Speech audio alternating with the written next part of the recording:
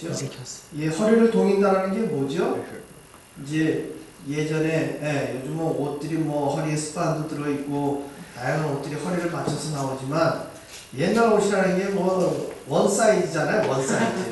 그래서 이 원 사이즈 옷을 입으면 흘러내리지 않게 하기 위해서 줄로 동여 묶습니다. 특히나 논일이나 밭일을 할 때 이거 내려가면 아주 난감하잖아요. 그러니까 일을 하기 위해서는 동여 묶고 또 그 전에 경찰에 근무하던 친구가 한 가지 팁을 얘기하더라고요. 경찰들은 신발끈을 집에서 나올 때부터 항상 확 동여 매고 나온대요. 왜 그럴까요? 도둑놈이 언제 도둑질하고 뛸지 모르니까 뛸 때 그때 가서 신발끈 다시 고쳐붙고 뛰려면 못 잡는다는 거예요. 그러니까 미리 집에서 나올 때부터 어떻게 하고 나온다는 거예요. 신발끈을 꽉 동여 매고 조여 매고 언제든지 뛸 준비를 하고 출근을 한다는 거예요. 오늘 이 베드로는 너희 마음의 허리를 동이래요.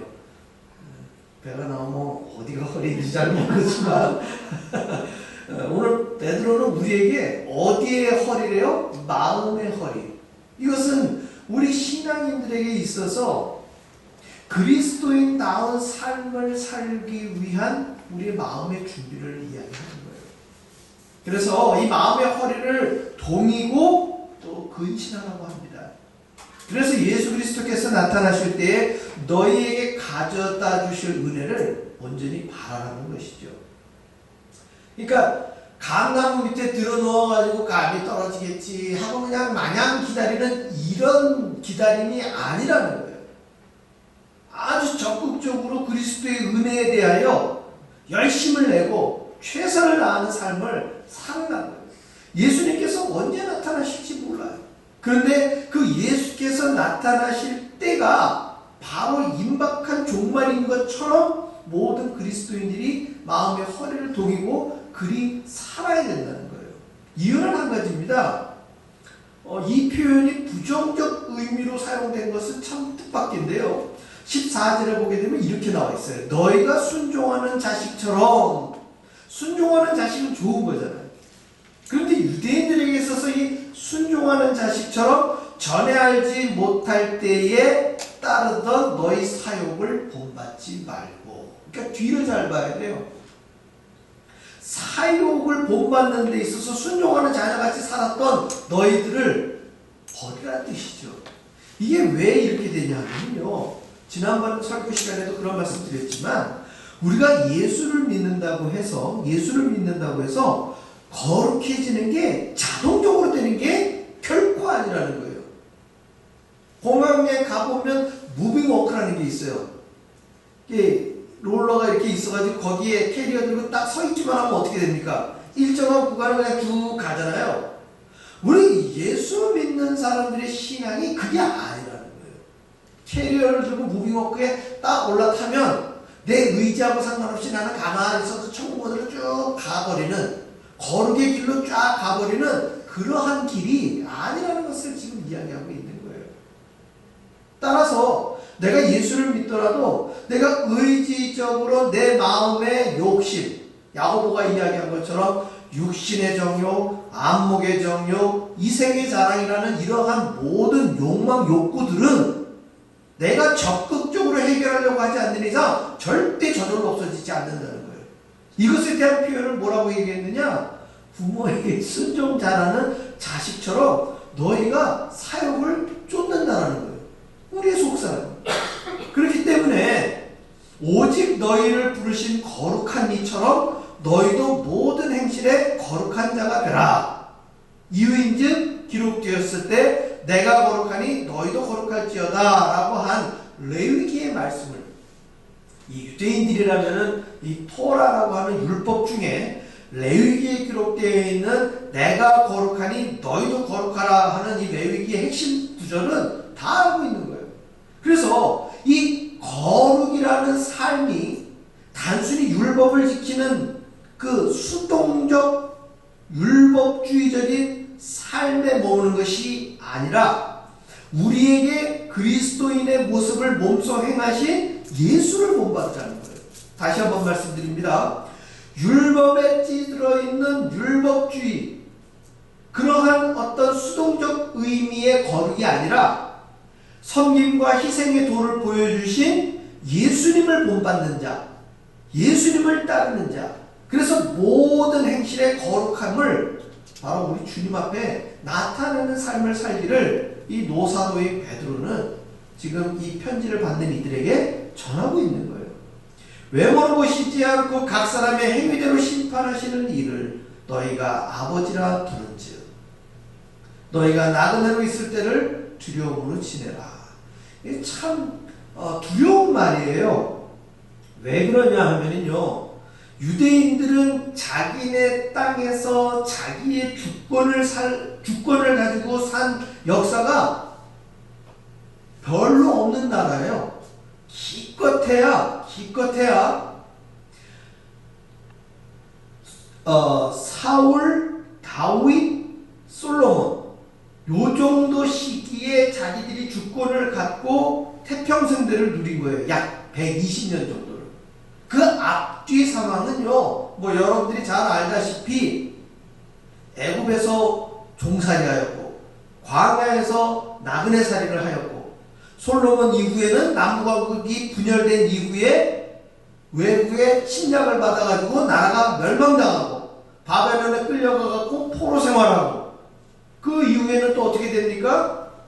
잠시 하나님이 그들을 회복시키는 것 같았지만 종국에는 알렉산더 제국이나 로마 제국에 의해서 계속적인 침략을 받은 상태에서 자기네 약속의 땅에 머물렀지만 주권을 가지고 산 적은 2차 세계대전 이후에 회복된 이후에 근세에 와가지고 오늘날 우리가 알고 있는 이스라엘 땅 거기에서 사는 게 이제야 자기의 주권을 갖고 사는 건데요. 재미있는 사실은 이스라엘 역사학자들도요, 랍비들이나 역사학자들도 그걸 알아요. 자기네 역사를 저보다는 더 잘할 거 아니에요. 그런데 자기들이 자기네 땅에서 주권을 가지고 살 때에 항상 하나님의 징계가 임했다라는 역사적 논리를 너무나도 잘 알고 있어서 자기네 땅에서 주권을 갖고 살면 오히려 불안해요. 그거 참 재미있죠? 여하튼 지금 베드로는 로마라는 큰 제국주의 가운데에서 살아가고 있는 자신들의 땅에서 살고 있다 할지라도 전혀 주권 없이 살고 있는 그들에게 자신들의 조상이 이 땅을 회복할 때 광야에서 나그네 되었던 삶을 기억하라는 거예요. 그래서 나그네로 있을 때를 두려움으로 지내라는 것이죠. 왜요? 그때는요, 광야에서 사는 동안 다른 사람하고 비교할 일이 있습니까? 내가 남보다 못 살아가지고 힘들 일이 있습니까? 먹는 음식 똑같죠? 사는 장소 똑같죠? 하는 일이 똑같아요. 광야에서.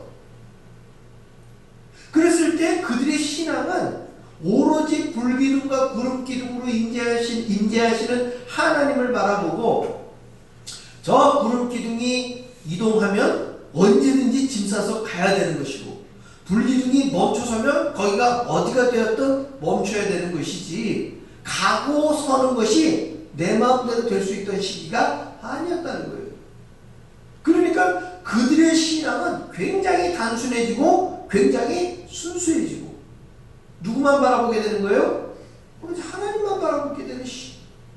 그래 그 상황 가운데 하나님이 무슨 거기 이스라엘 백성들의 외모가 출중해갖고 구원을 이집트에서 구원을 시켰습니까? 아니면 그들이 덕을 쌓았기 때문에 하나님이 이전에도 못 먹고 이후에도 못 먹는 그 만나와 메추라기를 40년 동안 광야에서 먹였겠습니까? 그것은 전적인 하나님의 은혜였다라는 거예요.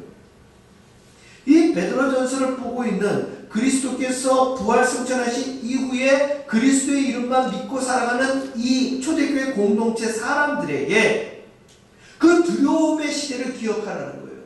지금 눈에 보이는 현상 때문에 너희의 마음속에 있는 믿음이 갈팡질팡하지 말고, 왜냐하면 지금 굉장히 두려운 시기를 살아가고 있는 현실적 어려움이 있기 때문에. 그러니까 요만한 이유만 생기면 뭐 하고 싶은 생각이 더 큰 거예요? 교회 공동체를 떠나고 싶죠. 떠나는 게 자기들의 삶에도 유익이 있는 것처럼 실제 삶에서 보여지니까. 예수 믿으면 잡혀서 죽는 일이 허다하게 벌어져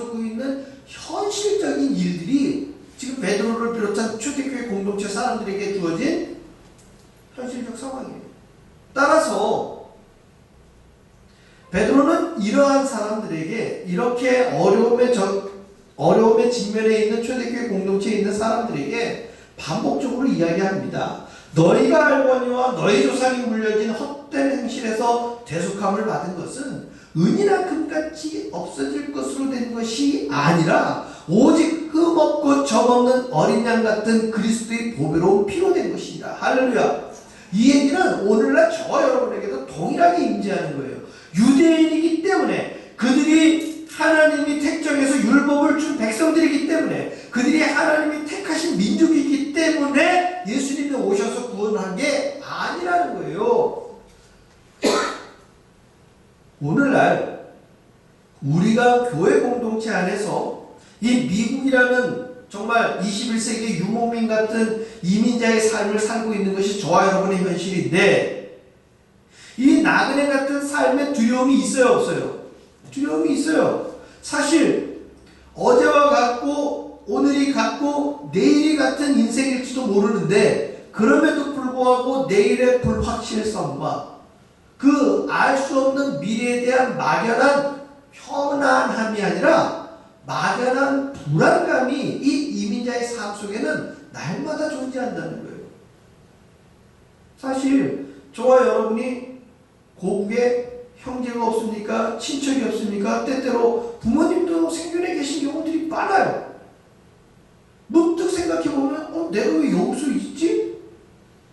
다 정리하고 어디로 가고 싶은 생각이, 고국으로 가고 싶은 생각이 안 난다는 건 거짓말이잖아요.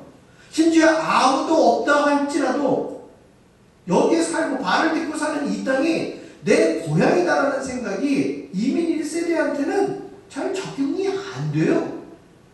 어떤 분 얘기가 사실 한국에서 산 시간보다 미국에서 산 시간이 더 많은데도 불구하고 적응이 안 된대요, 연세 드신 분들이. 그게 왜 그럴까요?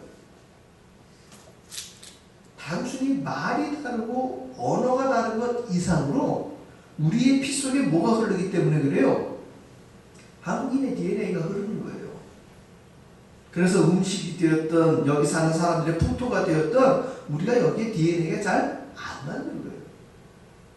이것을 우리가 한 발 더 나아가 보면요, 저와 여러분의 본향은 한국이 아니라는 거예요. 저와 여러분의 본향은 어디입니까? 저 천국에 우리는 하늘나라의 시민권을 지니고 있는 사람들이에요. 그렇기 때문에 우리가 이 땅에 살아가고 있을 때 우리의 모든 믿음과 소망과 앞날에 대한 모든 확신은 이 땅에 속한 것이 아니라는 것이죠. 오늘 말씀의 제목은 뭐예요? 풀은 마르고 꽃은 시드라. 네. 단순히 베드로가 비유적으로, 풍유적으로 의미한 이 꽃은 시들고 풀은 마르나, 무슨 뜻입니까? 아무리 아름다운 것이고 아무리 열매 맺은 그것이라 할지라도 영원할 수가 없다는 거예요. 아무리 예쁜 꽃도 시들 수밖에 없는 것이고요. 우리 사람들 역시도 아무리 젊고 이쁜 시간이 있었다 할지라도 다 어떻게 됩니까? 다 지나가는 것뿐이에요.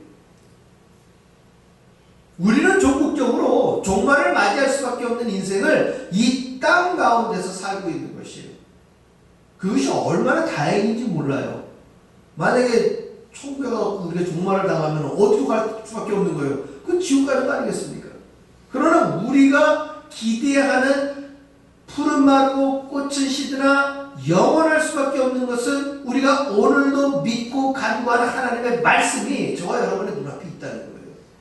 우리는 다른 것을 믿는 사람들이 아니라, 여기 있는 목회자가 하는 말을 믿는 것이 아니라 지금 우리 눈앞에 있는 하나님의 말씀을 우리가 함께 나누고 확신하고 배우고 익혀서 우리가 발로 딛고 사는 이 세상 가운데 때로는 우리의 눈이, 우리의 삶이 풀과 꽃에 머물 수 있어요. 아, 저거 갖고 싶다. 나도 저 아름다운 거 하고 싶다. 우리들의 지극히 정서적인 욕구는 그러한 걸 요구할 수 있어요. 그러나 그 모든 것들은 어떻게 된다고요? 다 사라지는 거예요. 그냥 안개와 같은 것들이에요. 잡힐 듯 하지만 잡혀요, 안 잡혀요? 비행기 타고 가다 보면 창밖에 구름이 엄청 많잖아요. 거기 보면 꼭 솜 같아갖고 휙 뛰어내리면 아주 푹신푹신할 것 같지만 실제 뛰어내리면 어떻게 내려? 그냥 푹 빠지는 거 아니에요. 밑이 없는 거예요. 밑이 없어요.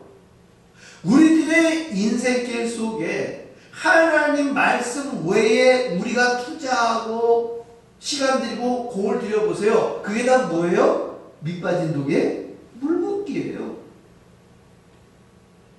너희가 거듭난 것은 썩어질 씨로 된 것이 아니요 썩지 아니할 씨로 된 것이니 살아있고 항상 있는 하나님의 말씀으로 되었느니라. 할렐루야. 여기에 우리의 믿음과 소망이 있는 줄 믿습니다. 우리 엄사물 성도님처럼 우리가 날마다 성경을 쓸 수 있는 정성이나 열심은 없다 할지라도 우리가 이 예배의 자리를 날마다 지키고 이 예배의 자리에서 하나님 앞에 열심으로 찬양하고 기도할 때 우리의 심령 가운데 이 마음의 허리를 동이고 열심을 내는 이 시간을 하나님이 기뻐하시는 줄 믿습니다. 바라옵기는 조금은 이 땅의 삶에 우리가 치이고 힘들고 때로는 삶의 무게에 눌려서 당장 내일에 대한 희망이 사라지고 내년에 이맘때에는 과연 내가 어디 있을까 하는 그런 막연한 미래가 놓여있다 할지라도 변치 않는 아주 불변하지 않는 진리 한 가지 무엇입니까? 하나님의 말씀. 이 말씀 붙들고 저와 여러분에게 주어진 인생길을 담대히 정말 큰 소리로 찬양 부르면서 감사를 선포하면서 살아가는 저와 여러분의 삶이 되시기를 주의 이름으로 축원합니다. 기도하겠습니다. 할렐루야.